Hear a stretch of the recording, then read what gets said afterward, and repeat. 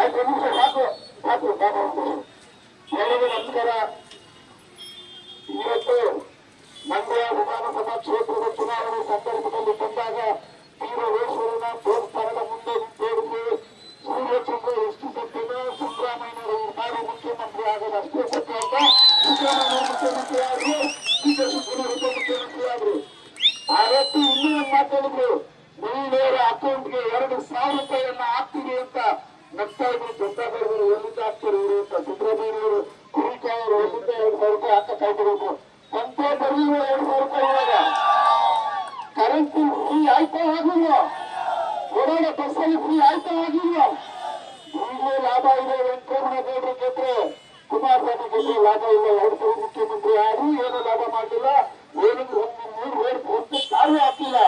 ವೆಂಕಟರಮಣಗೌಡ ಗೆದ್ದು ಕಾಂಗ್ರೆಸ್ ಸರ್ಕಾರ ಕೇಂದ್ರದಲ್ಲಿ ಅಧಿಕಾರ ಹಿಡಿದಿದ್ದೇ ಆದರೆ ಮಹಿಳೆಯರಿಗೆ 1 ಲಕ್ಷ ರೂಪಾಯಿಯನ್ನ ಹಾಕಿ ರೈತರ ಸಾಲವನ್ನ ಮನ್ನಾ ಮಾಡ್ತೀವಿ. ಎಲ್ಲ ರೈತರ ಸಾಲ ಏನು ಜಾಸ್ತಿ ಹುಡುಕಲ್ವಲ್ಲ, ರೈತರ ಸಾಲ ಮನ್ನಾ ಅಂದ್ರೆ ನೆರೆಗ 300 ರೂಪಾಯಿ ಕೊಡ್ತಾ ಇದೀವಲ್ಲ, ಈಗ 400 ರೂಪಾಯಿ ಕೊಡ್ತೀವಿ ಪೂರ್ಣ ಬಡವರಿಗೆ ಒಳ್ಳೇದಾಗ್ಲಿ ಅಂತ. ಬ್ರಿಟಿಷರ ಕಾಲದಲ್ಲಿ ಮೈಸೂರಿನ ಮಹಾರಾಜರು ಅನ್ನ ಕೊಟ್ಟ ಬಡಿ ನಮ್ಮೂರಿಗೆ ಎಲ್ಲರಿಗೂ ಒಳ್ಳೇದಾಗ್ಬೇಕು ಅಂತ ಸಕ್ಕರೆ ಕಾರ್ಖಾನೆಯನ್ನ ನಿರ್ಮಿಸಿದ್ರು. 100 ವರ್ಷಗಳ ನಂತರ ಸಾಫ್ಟ್ವೇರ್ ಫಾರಂ ಅಲ್ಲಿ ಸಿದ್ದರಾಮಯ್ಯನವರು 500 ಕೋಟಿ ರೂಪಾಯಿಯಲ್ಲಿ ಸಿಕ್ಕರ್ ಫ್ಯಾಕ್ಟರಿಯನ್ನ ನಿರ್ಮಿಸ್ತೀವಿ ಅಂತ ಘೋಷಣೆ ಮಾಡಿದ್ವಿ. ಅದಕ್ಕೆ ಮುಖ್ಯ ತಕ್ಷಣ ಸಿದ್ದರಾಮಯ್ಯನವರ ಡಿ ಕೆ ಶಿವಕುಮಾರ್ನ, ನಿರ್ಮಲಾನಂದ ಸ್ವಾಮೀಜಿನ, ಪುರುಷೋತ್ತಮಾನಂದ ಸ್ವಾಮೀಜಿನ, ನಮ್ಮ ಕಾಗಿನೆಲೆ ಸ್ವಾಮೀಜಿನ ಕರೆಸಿ ಶುಗರ್ ಫ್ಯಾಕ್ಟರಿಗೆ ಬುದ್ಧಿ ಪೂಜೆಯನ್ನ ಮಾಡಿ ಮುಂದಿನ 2 ವರ್ಷದಲ್ಲಿ ಶುಗರ್ ಫ್ಯಾಕ್ಟರಿಯನ್ನ ನಿರ್ಮಾಣ ಮಾಡ್ತೀವಿ. ಅದಕ್ಕೆ 26ನೇ ತಾರೀಕು ಹಸ್ತದ ಕುರಿತು ಸೀರಿಯಲ್ ನಂಬರ್ 2 ಎಷ್ಟು ಸೀರಿಯಲ್ ನಂಬರ್ 2 ಹಸ್ತದ ಗುರುತಿಗೆ ಓಟ್ ಕೊಟ್ಟು ಈ ಜಿಲ್ಲೆಯ ಮಗ, ಈ ಮಣ್ಣಿನ ಮಗ, ಹುಟ್ಟೋದು ಇಲ್ಲೇ ಸಾಯೋದು ಇಲ್ಲೇ ವೆಂಕಟರಮಣಗೌಡರಿಗೆ ಓಟ್ ಹಾಕಿ ನೀವು ಬೇರೆ ಜಿಲ್ಲೆಯವರಿಗೆ ನಾವು ಓಟ್ ಹಾಕಲ್ಲ ಅಂತ ಹೇಳಿ ನಿಮ್ಮ ಸ್ವಾಭಿಮಾನವನ್ನ 26ನೇ ತಾರೀಕು ಎತ್ತಿಡಲೇಬೇಕು. ಕಾಂಗ್ರೆಸ್ ಪಕ್ಷಕ್ಕೆ ಓಟ್ ಕೊಡ್ಬೇಕಂತ ಹೇಳಿ ಎಲ್ಲರಿಗೂ ನಮಸ್ಕಾರ.